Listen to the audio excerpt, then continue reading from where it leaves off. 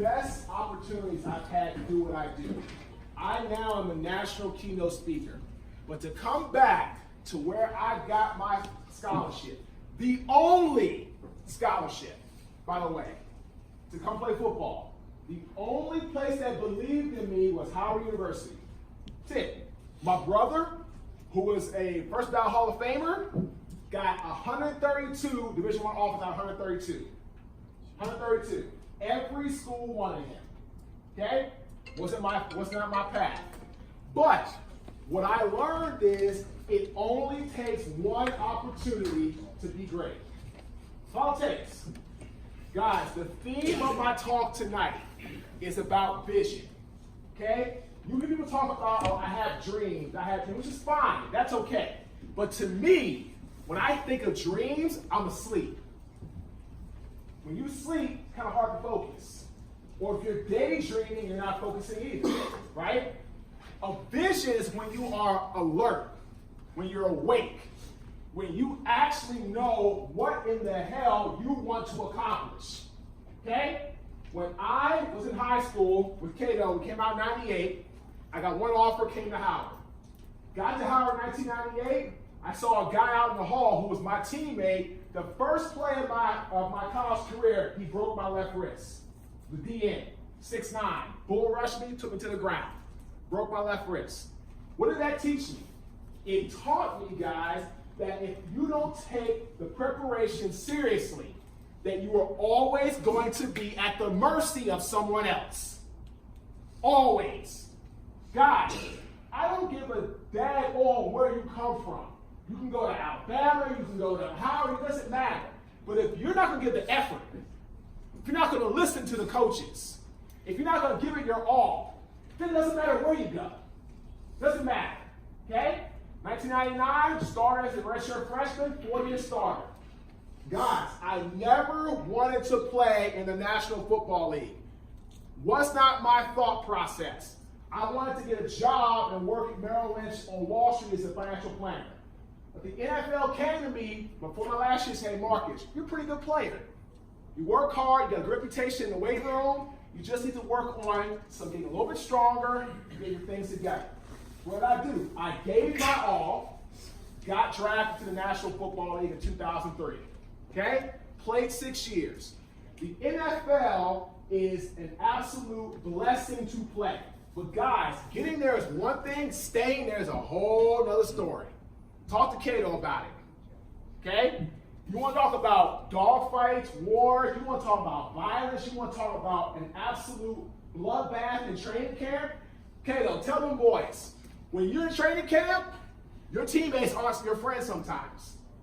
Guys, I knew veterans that would sell out rookies to make them look bad to help them get cut. Okay? Because it's an absolute war zone. But I'm going to tell you this. When you actually learn how to be a professional, it comes at an easier process. But you have to make the decision. So what is your vision? Is your vision to play in the NFL? Is your vision to be an entrepreneur? Is your vision to be whatever you want to do? You have to identify that. Nobody can do that for you but you. Okay? After my NFL career, I struggled with transition. I got hooked on alcohol. I got hooked on painkillers. I got hooked on the nightlife. Because I had no plan of what to do after football. Guys, I'm going to tell you the same thing my head coach told me here, Steve Wilson, in 1998. He said, I don't care how good a football player you are. You could be Peyton Manning. You could be Tom Brady, who's still hanging on. Doing pretty well, but he's still in there at 41. But at some point, fellas, you will be an ex-athlete. It is just the way it is. So my question to you, what are you going to do? Are you thinking about life after football? You need to be thinking about what are you good at other than football. Do exactly what you're supposed to do here, like Coach London said. Win football games, listen to your coaches, rest well, all that kind of stuff. And by the way, guys, when I was at Howard, we were not staying places like this. We just weren't doing it. That was not in the budget at that time. So you all really are getting treated exceptionally well. So please do not take it, don't take that lightly. These coaches are doing everything they can to give you the best so you can win football games, but also so you can win in life. Plain and simple. So guys, after I struggled my transition, I ended up starting a construction company. After I put the bottle down, I became the largest minority contractor in the state of Maryland for 2 years in my late 20s. Late 20s. Sitting at tables with guys in their mid to late 50s that were big businessmen doing big deals in my late 20s. And I got all that from Howard. How to interact with people, how to have a right mindset, how to work hard, all those things Howard taught me. Utilize them in my life after football, okay? And then what happens? Guys, when you, remember this saying, okay? Complacency is the cancer of reaching optimal success. I'm gonna say it one more time. Complacency is the cancer of reaching optimal success. When I got to the top of my business in 2011-12, instead of working harder, I took plays off. I got lazy. I got incompetent. I got arrogant. I became an ineffective leader. I thought I knew it all, which happens sometimes in your 20s. But you know what it cost me, guys? It cost me everything. My home, gone. My car's gone. My money, gone. My friends, gone. Everything I had worked hard for over my NFL career, my business, was gone in less than 90 days. Can you imagine losing everything you owned in less than 90 days? Guys, that was where I was at. This is 5.5 years ago. I was 1 week away from being homeless. 1 week. 1 week, guys, that's it. I'm on the street. I don't know what I'm going to be doing, but I'm going to be on the street. The NFL came in and helped me, gave me an opportunity to get my life together because they saw a vision in me that I was not a bad person. I made a bad mistake. So the NFL gambled on me and helped me with my bills. Turned my life around, guys, and now I'm a national keynote speaker. Clients like the NFL. I mentor and I speak to current NFL superstars that you guys watch on TV. Josh Allen from the Bills, Tre'Davious White, Tremaine Edmonds. All these guys, man, they know me as a speaker. Retired players, NBA players, corporate America. I have turned my life around. And you know why? Because I never gave up when things got bad. Never. Guys, football is going to teach you a lot about life. You are not going to win every down in life. It's just not going to happen. And here's the question.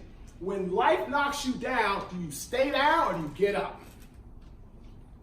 That's the question. Guys, I could have stayed down 5.5 years ago. I could have said, you know what? Life, you win. You kicked me in the teeth so many times. I just can't get up anymore. I'm finished. But I didn't do that.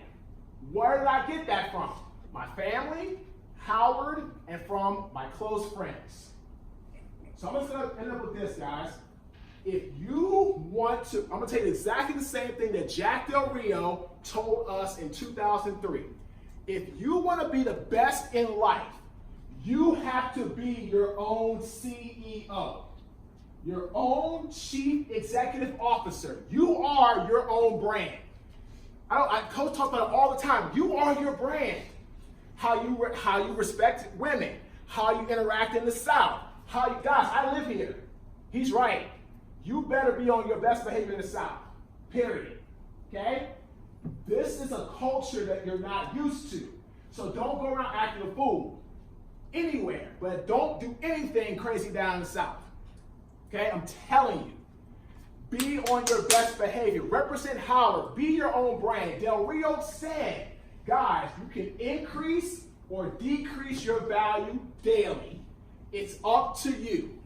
If you want to stay in the NFL, like a Keynote June, like a myself, like all these guys that are now vested, you better treat the NFL like a business. It is not a game. It's no longer a game. Once you start getting paid for it, scholarships, paychecks, it is a business. Okay? So understand that. But you need to understand that you have the opportunity to increase your value or decrease your value. Guys, there's two things that make high-performing achievers in life. Number one is consistency. Do you do what you're supposed to do every single day, every single play? That's number one. Number two, guys, is good old-fashioned grit. Who here knows what grit is? Raise your hands. Everybody know what grit is? Who does not know what grit is? Guys, grit is like determination, perseverance. Good old-fashioned, just if you get knocked down, to get up. Those are the two biggest things in high-performing achievers, is consistency and grit. If you possess those in life, you can be successful. But again, nobody can do it for you. Okay? Where's your quarterback? Where's your starting quarterback at? Stand up. How do you like having a brother who everybody knows is one of the best in the NFL? It's all right? Pretty straight? Yeah. I had a brother who was the best to ever do it, right? So I'm telling you is, man, you have to be your own person. Like everybody in this room. But him is on the other microscope because he has a brother that is in the NFL that people love. The same thing I was under when I was in Howard. My brother at the time was the best left tackle, you sit now, man. The best left tackle to ever do it. Guys, do not try to compare yourself to anybody else. Just be you. It's enough. It's enough. Okay? Where my lineman at? Guys, let me tell you something. If you all like our linemen, when we play, you're going to be friends a long time after. I talked to all my boys on the O-line when I was, it's nothing against the defense, guys, sorry. I talked to all my boys on the O-line today, all of them. Guys are going through divorce, we get on a group call and we talk about it. Guys can't lose weight, we get on the phone, try to help them out. Guy needs some money, we get on the phone, try to help them out. It's a bond, guys. Now, the rest of my teammates, do I love them? Sure. But the O-line is a special bond that never gets broken. Just like your position is a special bond that you should always have. That is exactly what happens in life, guys. There's an acronym I have for TEAM. T is teachable, E is engaged, A is adaptable, M is motivated. If you can do those four things in life, you're going to be successful. Okay? I'm going to finish with this.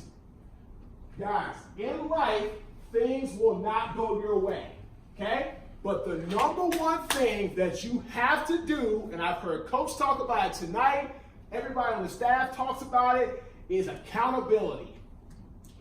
If you make a mistake in life, own it, fix it, move on. If you blow a play, which we all have done, don't look around like, okay, it was his fault, it's his fault. Look in the mirror first. It's the inside to outside theory. Don't blame somebody else for something that you could fix. Like Steve Jobs said, former CEO of Apple, don't look to cause more problems, try to find the solutions. Okay? But if you make a mistake, own it, fix it, move on. If you show accountability in life, if you have consistency in your efforts, and you have grit, guys, one more question, I'm going to finish up. Who here has ever heard of the movie Rocky? Raise your hands. Guys, Rocky came out before I was born. 70s. But they got spin-offs. They got Creed 2 that's coming out. They got Creed, they got this, they got that. You know why Rocky is such a favorite movie? Because Rocky always shows grit. Rocky got his butt beat so many times by Drago, Mr. T. I can go down and on and on. But he always came back. Guys, be accountable for what you do in your life. Take ownership. Be consistent in everything that you do. Football, off the field, on the field. And number 3, just have some grit. If life knocks you down, get yourself up, dust yourself off, and say, I'm back again, here I am, go to war. Good luck tomorrow, fellas.